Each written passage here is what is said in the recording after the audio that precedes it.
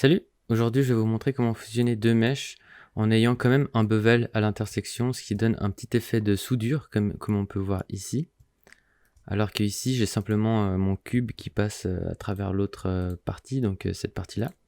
Si on regarde en wireframe, ici on voit que j'ai deux objets qui se traversent, et ici, j'ai bien un seul objet. Et qui a aussi les bevels aux intersections, ce que celui-ci n'a pas. Donc ça rajoute un peu plus de réalisme. Donc c'est très rapide, je vais juste fermer ça. On va ajouter un cube, Shift A, cube. Je le monte un petit peu. Je vais ajouter un modifier bevel. Donc ici, je vais mettre 4. Je vais choisir angle. Je vais choisir arc ici dans outer. Je vais cocher harden normal. Je vais faire clic droit, shade smooth. Ici, je vais baisser un peu l'offset en appuyant sur Shift. Comme ça. Et là, dans l'onglet Object Data, je vais cocher Auto Smooth. Et maintenant, quand on veut ajouter un objet, par exemple, je vais ajouter un cylindre. Donc voilà, je le mets là au milieu.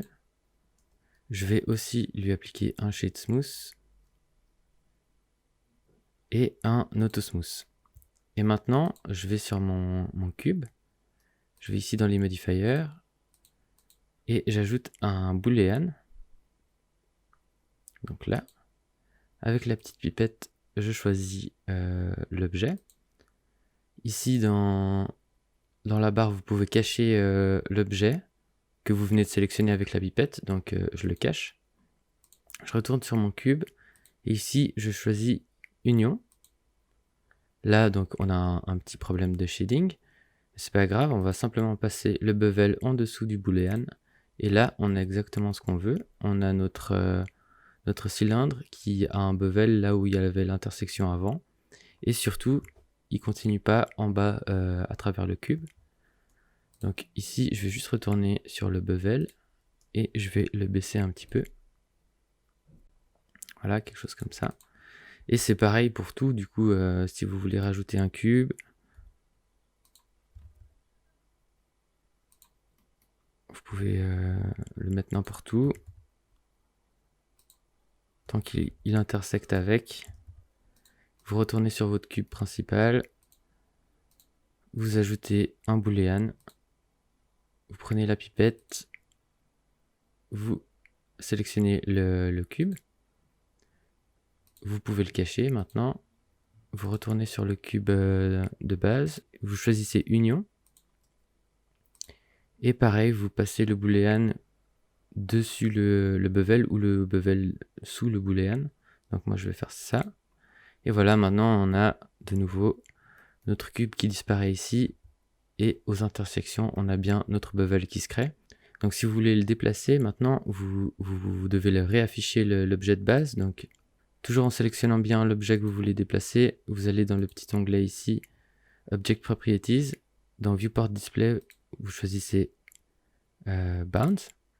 Et maintenant, quand vous le déplacez, le bevel suit avec. Et quand vous avez terminé, simplement vous le cachez comme ça. Donc maintenant, comme d'habitude avec les booléens, soit vous avez peur des handguns et du coup il faut faire quelques manips de plus. Donc là je vais juste venir ici dans ce petit onglet cocher wireframe pour voir la topologie. Donc ici on peut voir que là on a des handguns. Les handguns c'est les polygones qui ont plus que 4 côtés.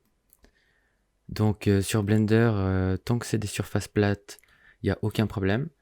Dans certains moteurs de rendu style Unreal Engine, ça peut poser problème, mais normalement, tant que c'est plat, il n'y a aucun problème. Mais si vous avez quand même peur, il y a une solution qui existe. Donc je vais venir ici. Je vais simplement ajouter un triangulate à la fin du stack de modifiers et je vais cocher Keep Normal. Et une fois que vous êtes satisfait de votre mesh, vous appliquez simplement tous les modifiers. Voilà, je vais juste maintenant enlever le wireframe. Et maintenant, soit vous gardez votre mèche comme ça triangulée, ça va très bien. Soit si vous voulez un peu optimiser, on peut sélectionner toutes les faces et on va juste ici dans face et on choisit Tristoquad. Vous ouvrez le petit onglet ici et vous mettez au maximum les deux. Et maintenant, tous les triangles qui pouvaient être convertis en quad vont être convertis en quad. On clique pour valider.